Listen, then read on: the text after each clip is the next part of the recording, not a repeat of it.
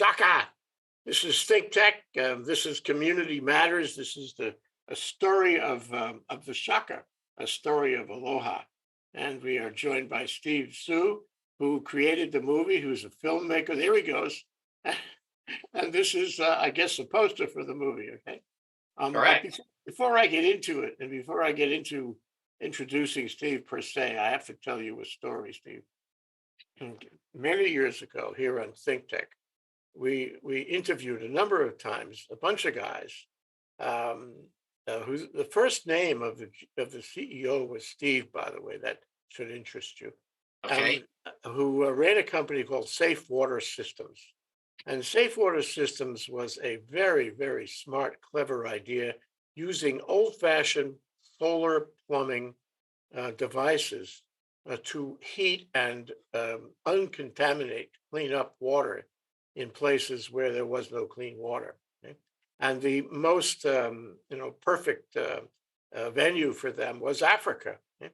So they were selling this device or giving it away. I don't remember if they were profit or nonprofit, all over Africa. And it was altruistic to the nth degree because people who never had clean water in their lives were getting clean water with this gizmo that it didn't require any electricity at all, operated on a plumbing device that heated water and cleaned it up. Okay, and they went to a conference in Johannesburg, and in the conference there were people from all over the world who were trying to do this. Okay? And all of a sudden, a guy comes out of this mass of people at the conference, and he gives them a shaka The inventor. In South Africa. This kind of Hawaii shaka. Did I get it? Yeah. There you Okay. go. And they were dumbfounded, and they said to him, and this was on our show. They said to him, "What's with that? Do you have your own shaka here in Africa?" No, this is the Hawaii shaka. Everybody knows the Hawaii shaka. Everybody in South Africa knows the Hawaii shaka. I suspect maybe there was some relationship between that and surfing in South Africa, but nevertheless, everybody in the room knew the shaka. I thought you'd be interested in knowing, Steve. You bet I am, Jay.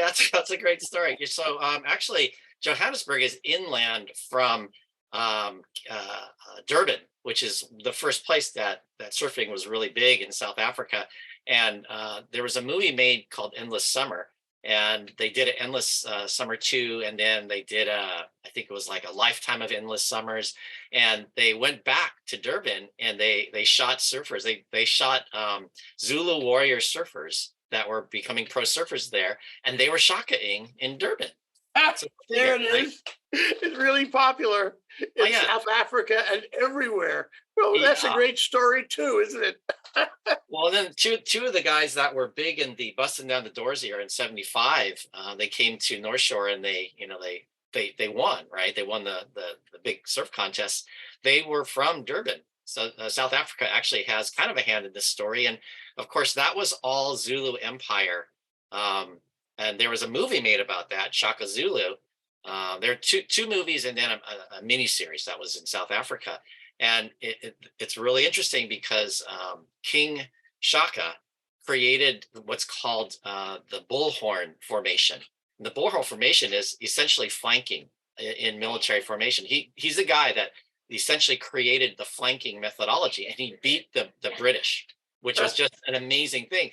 And we have footage that looks like a shaka because what they do is they send up a column like straight at you, and then they have two wings that go on either side, and they're literally making a shaka around you. I So can see it. I can see it.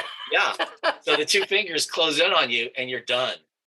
So yeah, we actually explored that story pretty deeply. We didn't find a direct connection, but it's just a fun thing that is kind of an Easter egg in the film. So we have a lot of these fun little moments that you're like, could it have been from South Africa? Could it have been from Shaka Khan? Actually, Shaka Khan was the singer. She was named after the Zulu warrior. So Oh, wow. yeah, We should have had you on that show with Safe Water Systems. It would have given another level of depth and discussion. Well, Steve, so tell me, you're a filmmaker. To to what level of commitment are you a filmmaker? Are you a lifelong filmmaker? Why? No, this is Jay, this is my very first one. So it's like shoot me in the head. It kind of found me. I've been a production designer for many years, live entertainment, theme parks. I did 10 years in the casino industry, building big projects around the world. So kind of environmental entertainment has always been in my blood. I worked on a few film sets. Very first one I worked on was one called Sister Act 2. It had Whoopi Goldberg in it, and this was in San Francisco, the shot. And actually I ran away screaming from that production because I was like, this is hard and it's boring, and the money was extremely good, but outside of that, no, it just wasn't for me. And it wasn't until literally now decades later that this story came and found me. And the only reason why I did it was because the kapuna in Laie asked, they were just begged to do it because they said, this story, there's many people that have a Shaka story. There's probably 6 different origin stories we've covered in this piece. And the one in Laie is a very, very deep one. I mean, there's a lot of data behind it. There's a lot of archival stuff. It's very well documented. So their feeling was that they're hitting their late 80s, early 90s. And if they don't get the story down, the oral history down very soon, they're going to evaporate the story, and then the keiki won't have it for the future. So yeah, it just kind of ended up being, why not record some oral history and see if anybody would want to make a film? And it just kept coming back that people wanted to jump in. So Kamehameha schools jumped in, like literally boom, right away. And they said, Steve, you got to make this picture. We'll give you all the money you need. And I was like, Whoa. who does that, right? And I said, well, if you could give me cultural experts, I would be a lot more comfortable because I'm not Hawaiian descent. I'm Pake through and through. And so, being Pake, I'm like, yeah, you came with the money. That's a really good sign. But cover the indigenous people sign, because in that particular story in Laie is very Hawaiian in origin. It's really Hawaiian values. So there are other stories from Maui about marbles players. There's stories about Paniolo. There's stories about drinkers. There's stories about Kalapapa, the leprosy colony on Molokai. So, we're chasing all these down. We're going to let the audience decide for themselves what they think is the legit story. To me, it doesn't really matter. It's really more the issue of, what does aloha mean? What does the shaka mean? And how do we use that as a tool to activate goodness, aloha spirit around the world? Yeah, well, so of course it's a symbol of aloha for sure.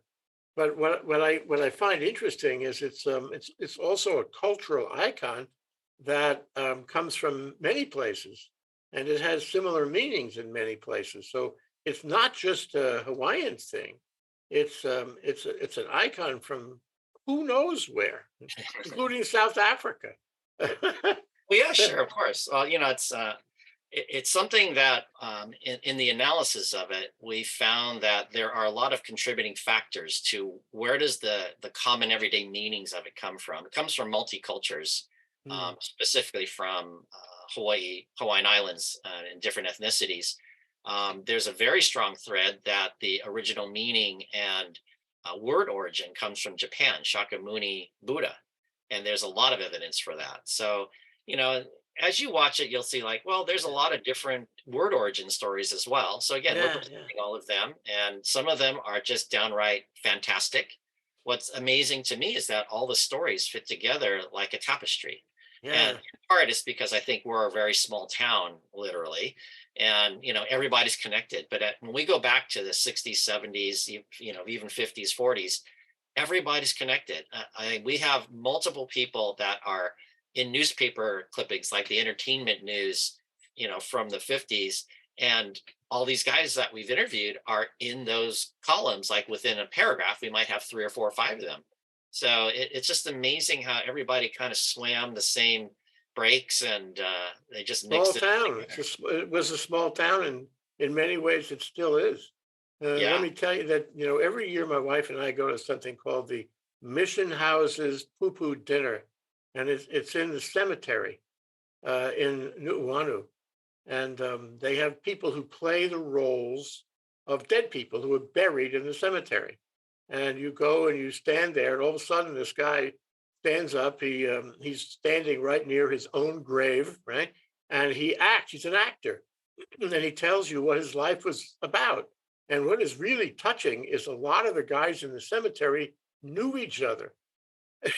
So he'll be talking about some fellow at the far end of the cemetery, who buried at the far end of the cemetery, and how he knew that person, and they didn't get along, and they sued each other, and they got into business disputes. Okay, and he calls them names. Then you go to the far end of the cemetery, and you talk to the fella he's talking about, and he begins telling you that the first guy was a real jerk, and they it is really amazing.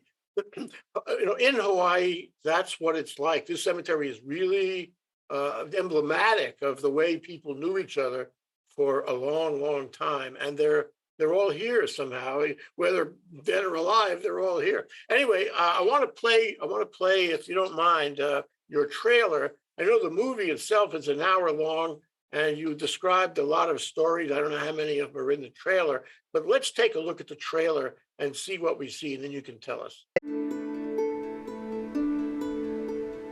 How did you feel when the Shaka started going global? Wherever I go, I will tell people where it came from, because nobody knows. If you're not from here, you don't know. They don't know that Shaka-san, because he lost his fingers, they think that he's bending his finger like this. Uncle, what's the first time you heard the word Shaka?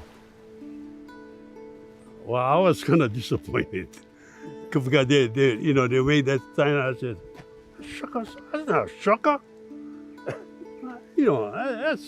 That's not it. That's not a Shaka. It's funny, we used to call Hamana DA, and that was it. The Shaka sign is a symbol for all people, but I love the fact that its birth is here in Hawaii. Of course, we knew it came from here, but how? How? Lipia Spenda standing up at the corner going, Hey, Lipia Spenda! He go up to the camera and he say, Shaka, brother. That's the Oshaka. All over the island, kids played marbles. We didn't know about the Shaka, and we were doing it all the time. I think the wave sign started with Fassi. all those old timers, Lucky Lot. Hey, Rara Kini Popo. Hang loose. Hang loose came way later. It was slowly moving from town to town, and then it was island-wide, statewide, and then it traveled. It became so commercialized. Now they putting them all together. Who wove that laid together and put them into one? But the wave, there's no question. He would wave to us like this. So all us kids do that. That's how he got catchy. Tomani used to say aloha. He used to go like this. Aloha. How is it that a little speck on Mother Earth has so much influence throughout the world? Just like these islands where the Shaka sign was born and bred out of the ocean. The story is a lot richer and fuller than just the Shaka. When something amazing happens and you're born and raised in Hawaii, that's a reflex that you do. Shaka sign is tremendously important. It's an extension in my mind of the Aloha spirit. Hawaii and the Shaka has a lot to share. The world should take notice.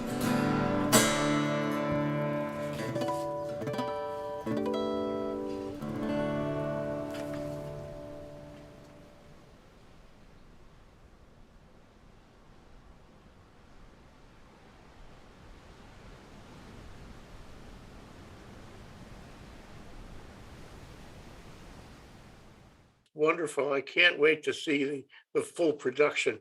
But what is your reaction? You've seen it 100 times, 1,000 times. You made it, so you're acquainted with every frame of it. But you just looked at it once again. What's your reaction to it? Every time I look at that trailer, it just makes me happy. I mean, chokes me up actually. And you think, I've seen that thing probably 10,000 times now. But all of those people are my aunties and uncles now. I have so many Hanai families around these islands. I mean, multiple islands now. And it's just everybody's full of aloha. And, it's like a lot of times we're struggling to get this stuff done. We're doing it under a budget, very, tight budget. I built a team of UH Manoa ACM grads. That's the film school up at University of Hawaii. And we're using all local. And sometimes we don't get the best of everything, because we're a little production on a little island in the dot on the Pacific. But everybody's chipped in and everybody's been super kind. We show up at a location to shoot. And we're kind of hammer jammer sometimes, and people put up with us. But you can see that the quality is actually quite good. And it's really, I think, a testament to technology. So this show is ThinkTech.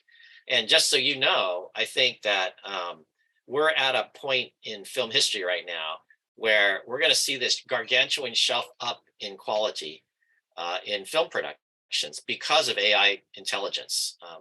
For example, we have over 60 interviews, and the content is so voluminous, there's no way an editor can put all of this data in their head. So to do this with AI technology means that we're able to identify key dialogue and get rough cuts of specific scenes made for us for review, and then we tweak them from there. It really shortcuts the process. In other cases, we have that one little piece of Elvis Presley it's a piece of VHS that was really pretty crappy, but you feed that through an AI filter and all of a sudden you can actually see it. Astounding to me at how great the technologies are. At the same time, with ChatGPT and all of the writing technology, the writer's strike right now is in part about that issue. And it's coming. It's going to be a great tool. I think what it does is it alleviates the writer of rewrites. I don't like rewriting anything. I need to do it sometimes, and sometimes we need alternative dialogue in a reenactment.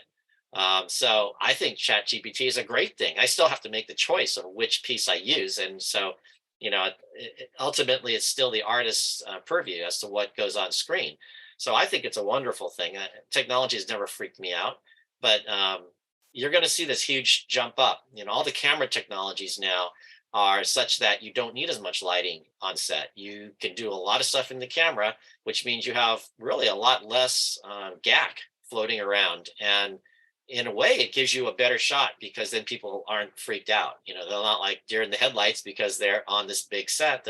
No, it's just Steve and a guy with a camera over his shoulder. And, we talk for an hour and they get used to it after half an hour. And we hot mic them so that, if they say something in the bathroom, we get it and we use it if it's good. To say nothing of the editing technology. I mean, for example, Steve, we're going to edit this and we're going to make you look really handsome. Yeah, I love that. Please, take your fears off, take a few pounds off, all that. Absolutely, without question. All the filters they're wonderful for that. At the same time, we've actually had some pretty massive failures with technology on this project because the technologies are changing so rapidly that sometimes things don't render, and you're showing something to the team and it's like, oh, I can't get it. A funder's like waiting to see something and they can't see it because there's a technical glitch. And I'm sure that you're very used to that in sort of the app development space, and you see it all the time. It's like Bill Gates, the blue screen of death. It's been with us for like 3 decades now, and it still happens. So I think we have that sort of thing in exponentially now. But our expectations go up. The world is changing around video. It's changing around YouTube, citizen video. Like we are. We're citizen video. And I want to tell you another short story about Crystal Kwok. Crystal, that's a Chinese name, by the way. Yeah. Crystal Kwok. She's a very good filmmaker. Oh, you know about her? Sure, so yeah. She went out to examine. If only I could be like Crystal. Come on, man. Yeah. So she made a movie about the blurred colored line in Augusta, Georgia. Yes. And it took her 6 years to make this movie. It only took you 4 years, I know. Yeah, I'm very impatient. I'm very ADD, but I think the average docu like this, it's 5 to 10 years easily for most. So tell us about the journey. I mean, you wake up one morning, you finally succumb to all the suggestions around you that you should make this movie, and you say, okay, I'm going to make it. How do you do that? What do you do to get started? What foot do you put out first? Well, the first thing was I wrote a treatment, and that's what got Kamehameha Schools interested in the project. I was packaging it for anybody to pick up the concept because I knew a fair amount about it. I didn't go and shoot Kapuna not knowing, something about the story. So once I know something about the story, then I have enough to say, here's an essential question we're trying to answer through a documentary. That's key, right? Because why would anybody watch something that they're not going to get some secret from? They're not going to learn something from. So I posed an essential question, which in my mind is to this day still the most relevant thing in the film. It's how do you throw a legit shaka? Because if you don't throw it right, you're going to get razzed by anybody that's around you, like, you stupid haole, right? And haole means, not necessarily white person. It means like you're a foreigner. So I've always been What's wrong with terrified. you? Yeah, what's the matter with you? So, how do you throw a legit shaka? And it was kind of funny because when I wrote the treatment, I wrote it with a bookend borrowed from America's Got Talent, which is we start in the green room, and it's a bunch of people that are going to go in a shaka contest, and they're like, how do I throw the shaka? How do I not get booed off stage? And the question is posed, well, how do I throw that so I don't get booed off stage? And then we cut to 100 years ago, and we go through the lineage so that you understand what is a shaka, etc. And then we end up back at the shaka contest. So I start hiring up for this project, and everybody's like, you want to do what? You want to do a shaka contest? That's like, no, that's going to be way too many moving parts. It's a live event. It's like too many apples in that basket. And so I held fast to it, and we ended up having it at Polynesian Cultural Center. They hosted it. It was 400 people hanging out there in the Hale Aloha room, having a shaka contest. And we had like 8 divisions of all the common shakas, and it was super funny. You'll see it at the end of the picture, and it really gives you a visual reference for what is the Aloha spirit, what is Ohana, what is love, what is Aloha. Because I didn't want to define that with just words. The picture starts with Antipilai Paki's words, which are the world will look to Hawaii for peace because Hawaii has the answer, and that answer is Aloha. So yeah, you said before that the mission was to how to throw a good shaka. But, part of that has to be what exactly, Steve, after all the study and the filmmaking and the footage and the editing and whatnot, what is the shaka telling us? If I throw a shaka at you, what's the message I'm sending? Yeah, well, part of it is the message, but I'm actually going beyond the message. So with respect to a film, from a marketing standpoint, I have to give an audience something that's super easy that impacts them personally. The value add somebody gets from seeing the picture is going to be, now I know exactly how to throw a shaka in any given circumstance, and I'm going to do a great job at it. I'm part of the Ohana, whether I live in Hawaii or not. But then on the back end of that, what I'm hoping that people come away with, and this is the learning moment, this is the moral of the story, is that the shaka, it holds the Aloha spirit. So what I'm trying to do through this is have people understand what is Aloha in all its many contexts, and then to go share it with the world in such a way that we're actually activating Aloha. In 1986, Pono Shim was very responsible for helping Antipilai Paki make that Aloha spirit law. It's literally a law in our state that if you don't share the Aloha spirit, I guess you can go to jail. I don't know how you force it. Ben Cayetano told me months ago, he said, I was the lieutenant governor at the time, and I told them, you cannot legislate Aloha. And in fact, it's counter to the concept of Aloha to try to legislate it, because Aloha should come from within on a voluntary basis. It's not, you can't make somebody do it. And I completely agree with that. So ultimately, I think it's better that people want to share it. And we have so many examples of that in the island. Just take driving, for example. We're the nicest place to drive in the world. You put on your blinker and somebody lets you in. You can't not let somebody in. Anywhere else, they speed up and they fill the gap, so you can't get in. And that's an issue of cooperation. I think that when you live in a small place with limited resources, and it's so small that that person that you cut off actually could be your cousin, you better behave. Right? Exactly. Somebody who you want to remain friendly with. Absolutely. And that's part of the message, isn't it? And that's actually, to me, what makes paradise. Paradise is a state of mind. It's a philosophy. So if you have love for everyone around you and they have love for you, you know what's so bad about sitting around in traffic? If your expectation is I got to get somewhere and you're frustrated, well, change it. Because if you're sitting, like, I'm just sitting hanging around with my cousins or my buds, how different is that than hanging out at the beach? Because if everybody's shocking each other and they're like putting the love on, then that's life. It's wonderful. It's just a perspective. So how, you have to go out. It's a lot of footage. It's a lot of material, actually. One would think, Shaka, okay, we've seen that, no big deal. But the fact is you dug pretty deep on this at many levels. So that now you have an hour's worth of content, meaning you had to talk to a lot of people. And some people, would be interested in letting you know everything and answering any kind of filmmaker type interview questions you threw at them. But it seems to me that you had to get their trust first, that you had to socialize them into a conversation that could be used on film. How did you do that? What did you say?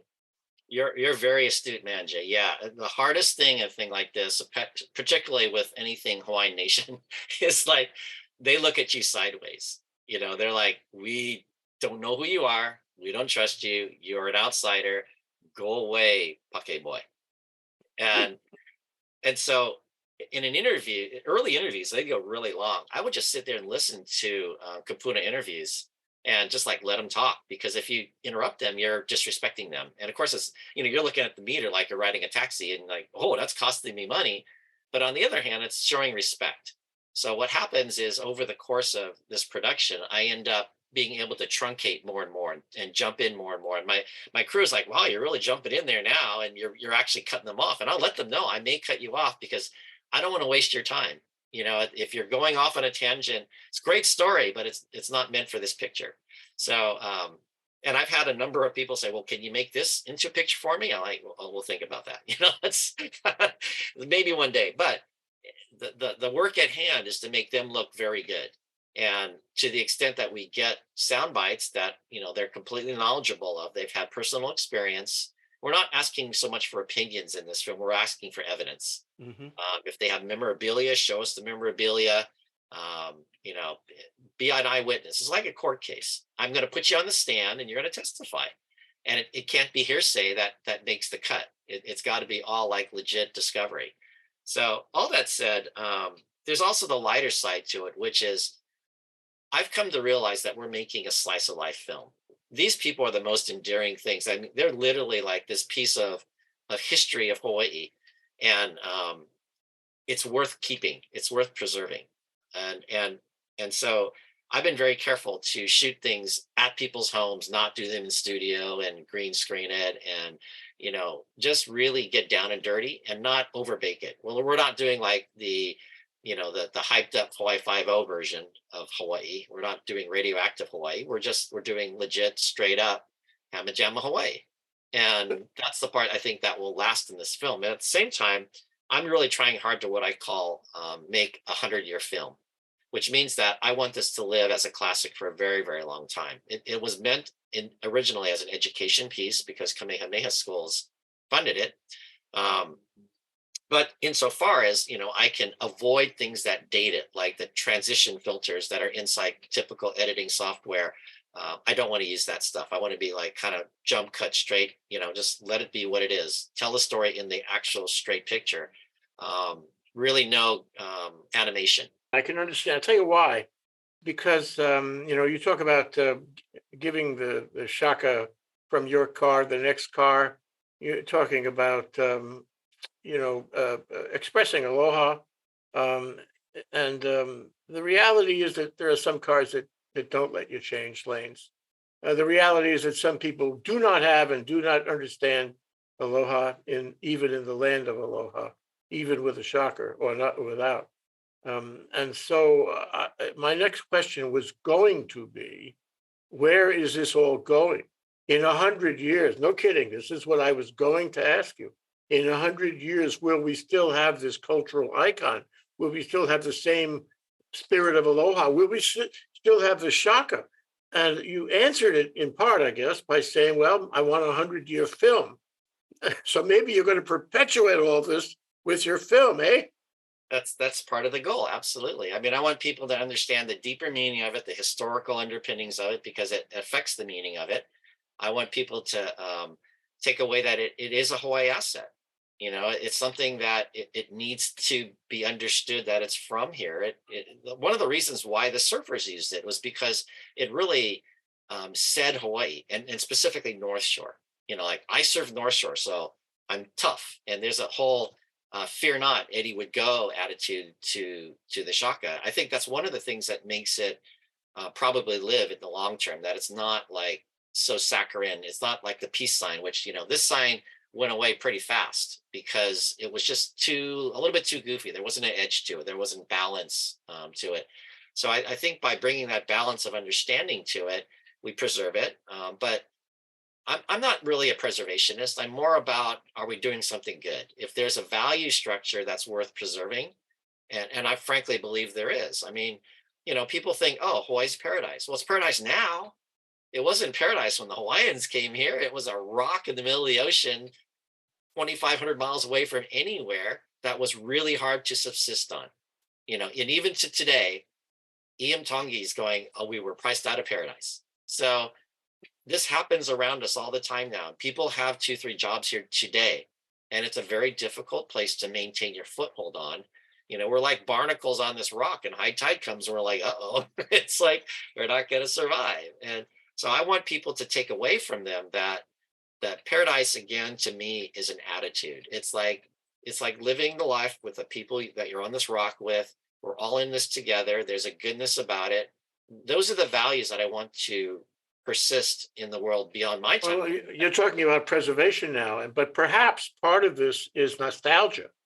We love to hear about the good old days. A lot of the people that I saw in the trailer, they are speaking from the point of view of the good old days. This was very important to them in their earlier life. And I suspect that even if nobody remembers it in 100 years, this will help them enjoy the nostalgia of what happened 100 years ago. I think you're right about that, for sure. I mean, it's one of the things I've been noticing when people watch the scenes. There's always this really like happy moment when they see one of the interviewees 50 years ago in their youth. Like say, take Paul Udell in his prime. Paul Udell is a newscaster here, and he's the guy that created the Channel 2 News Shaka sign-off. And the story behind it is really fascinating. But what's really fascinating is you look at him, he's 90 years old today, and he still travels the world. He just came back from safari. So this guy is completely like going for it in life. And it's great to see. But at the same time, look at a picture of him from like 50 years ago. And we have many people that are interviewees, and we kind of see them in their golden era. And it just makes people really happy. So younger people, I think, see their aunties and uncles in tutus in this film. The sing-song pigeon voices are just really comforting and fun for people. We have a number of people that said, if you're not going to show this only in Hawaii, you better subtitle it. And we're like, yeah, we're actually intending on subtitling all the pigeon, just because it's going to be funny to locals that it has to be subtitled. But to a person outside of Hawaii, yeah, they're going to need a subtitle. Yeah, well, they won't need it so badly in South Africa, Anyway, I wanted to ask you about the mechanics of releasing a film like this. So you spent 4 years on the film, talked to these people, learned a lot about how to make films. Now it's ready. You made a trailer. You're rolling it out. How do you do that? How do you characterize that? Who's the first person you call? Yeah, so I'm taking a little bit different tack than most filmmakers would take on it, and it's because of the content that we're covering. I believe that the Shaka is really very much a state asset. I mean, it's all of ours to own and to contribute to. So I've made the commitment to show a rough cut of the film, which is complete now, to anybody that wants to see it. So if you have a group that can put together more than 50 people and get a reasonable projection device into a room, we'll come and show it for free. And I actually have to walk it in. I can't put it online yet, because if I do that, then it becomes a premiere or a distributed product. And I have to wait to do that until after film festivals. So for 6 months, I'm basically calling them sneak peeks, which are testing, and everybody's contributing. Did we get something wrong? Do they have a story to contribute? Do they have memorabilia to contribute? Do they know a kapuna that can add and was an eyewitness? All of those things are relevant to us now. And because we're a digital product now, we can change things very rapidly in this format. So I believe that probably 6 months from now, at the end of the year, we will have a somewhat different picture. But this is how I make a 100-year film. I'm crossing all my T's, dotting all my I's, getting everybody involved, turning over every rock. And then at the end of that period, before the end of that period, we'll be submitting the film festivals. And it takes a few months, to apply to festivals. There's a rolling cycle of admissions for festivals. We're looking at spring festivals as our first showing, spring of next year, 2024. And ideally, we do a premiere at a big festival or a mid-sized one. We kind of have our eye on either Sundance or South by Southwest or CamFest in San Francisco would be a good one. So, there's a number of them out there. If anybody has hookups, can backdoor us in, yeah, call, help us get in there. You have to pay a few bucks to get in. And then the question is whether you qualify in the festival and or win in the festival. I suspect you will. Furthermore, I hope so. I don't think you should overlook Europe.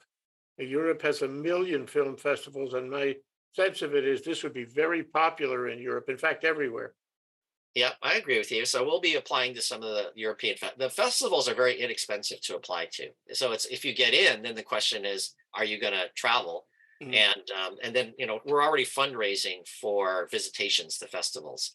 Ultimately, I think we become ambassadors for Hawaii and we do good by going to all these festivals. So while it's not essential for us to go to all these festivals in order to get distribution, we only need to get one distributor, right? But ultimately, I would say distribution for us really probably takes the form, ideally, of online distribution through an Amazon, a Netflix, Apple, something like that. And even before that, potentially, if somebody wants to take a risk on doing this cinematically, I think that would be super cool. But I agree with you. I think it has worldwide appeal. Like Brazil is very hot on the Shaka because of jiu-jitsu. And they use the Shaka as their symbol. But there's all sorts of places like, Prague and big surf destinations all around the world. I agree with you, Europe, for sure. Asia. Don't forget Japan, right? Japan would love this film, yeah. Yeah, I mean, our biggest funder is a Japanese company because of this potential tie to Shakyamuni Buddha. So we know we're going to do at least a few festivals in Japan. So you're spreading aloha. You're spreading a symbol of aloha. You're spreading, a kind of citizen diplomacy through the film and through the film festivals. And I'm thinking, well, you could take it to another level too. You could take it to a geopolitical level, a statement, in a country where maybe we're not so friendly with them geopolitically. You could be a diplomat. Matter of fact, you could go to a country. I don't know. I'm just picking one out of the air. In the Middle East, for example, that we don't get along with very well, and you could demonstrate this thing and maybe make an inroad, to improve the relationship somehow. You can do that with this film. Completely agree. So, and what's happening with this film right now is it's in a way turning into a movement because I think people are ready for this movement. And we see this even in film festivals. The description of most documentary film festivals as of last couple of years is they're all sort of to start to want to have stories of hope and inspiration, which was not the case 5-10 years ago. They're mostly like, it's got to be horrible persecution, a right that needs to be wronged, or the other way, a wrong that needs to be righted, all that kind of stuff. And we're the opposite of that. We're like, this is happiness. This is go for it. This is fear not, live life large, paradise, let's go. And I think in part because of the exit through the pandemic, COVID, and acidic politics over the last several cycles, people are just ready for some good news and some hope and some unity. So even the festivals are voting that direction, and we think that we're well positioned for that. That being the case, there's been a lot of folks that are like, wow, we really like what you guys are doing. That film should be used somehow as a tool for good. And so I said, yeah, you know what, I'm going to design this logo. How can I do it? Right. The logo that's above my shoulder, I guess you can't see it right now. Here, this one right here. Okay, got it. Okay, so that one, that's the film logo, and so that's not a movement logo. I have another logo here that looks like this, and so this is at projectshaka.com. It's our movement site, and so essentially we have the film as one tool in the Project Shaka movement, but we also have applied to the state of Hawaii for that to be on a Shaka license plate, and now Ryan Ozawa is helping me apply to Unicode so we can get a legitimate Shaka emoji. The current one that people use is call me. It's like the Obama version. It's like that. And so that's actually culturally correct, because you wouldn't raise your arm that high. You do that with a telephone, an old school telephone receiver. But everyone that talks about the shaka and how you do it, they talk about flexing your bicep and you're strong and you're fishing and you've got fish in a net around your shoulder. And, so there's a cultural side to this, that the call me sign doesn't take us all the way. It's in some cases, we think it's an affront to indigenous people from here. So we've applied for a new emoji that specifically, it actually takes that shaka sign, or that call me sign, and it just rotates it. And well, it's funny. I mean, we're almost out of time, Steve, but let me say, I was going to ask you, anticipate my question. Are you trained in the law, by the way? In the law? Well, yeah, I am. Yeah. I'm sorry. Okay. Sorry to ask, but it hurt. I really sucked at it, though. I have to tell you. I'm sorry I did that to you. So, you anticipate my question. My question was, what are you going to do after this? Well, there is no after. This is ongoing. Yeah. This is happening right now, and it takes you automatically to the next level, doesn't it? It does. I mean, I could spend the rest of my life doing Shaka Aloha missions, and I could think of nothing better, to go to foreign countries or sister cities in foreign countries and build Shaka monuments. We were actually trying to build that logo that I just showed you, this one, as an 8-foot tall bronze monument that you could see straight through, right? And so everybody's like, oh, we want to see that near the Duke statue. So if it doesn't happen there, it'll happen somewhere. And yeah, I mean, there's so many ways to express aloha in a positive way to connect people. If all we did was just go places and eat with people in foreign countries and just talk about Shaka, or, what if we did a show where you should do this show with me, Jay. We go around the world, and it's like Anthony Bourdain style, and any business that shares the Aloha spirit, shares the Shaka, we give them a Shaka award, and we ask them, well, what makes you so relevant to the Shaka? How do you give Aloha to the world? How are you a nice place? How do you serve the people you're trying to affect? And you know what? We're going to discover amazing goodness. In truth, I was also thinking that, in 6 months' time with the Hawaii Film Festival and the true completion of your rough cut, which will be very smooth by then, I'd like to circle back with you and talk about absolutely. What has happened in the interim and what your plan is at the moment. We're out of time, though, Steve. I'm really sorry about that. And I would like, before we go, I'd like to tell you that I'm a little self-conscious now, because I like to give shakas to people. And now you've made me wonder whether I am giving the shaka in the right format. So let me see if I can get, there it is. Okay. All right. That's it. Now, what's wrong with it? And what do I need to do? And we only have a minute, so try to give me the short form. There's nothing wrong with it, Jay, because I felt you, man. It's all about the heart. If you do it with the heart and the right intention, that's all that counts, honestly. Just like share the spirit, man. And will not do it wrong. Steve, thank you for sharing the spirit with us. It's great to talk to you. It's a great project, and you're doing it so well. Thank you for showing up on ThinkTech. Thanks, Jay. Aloha.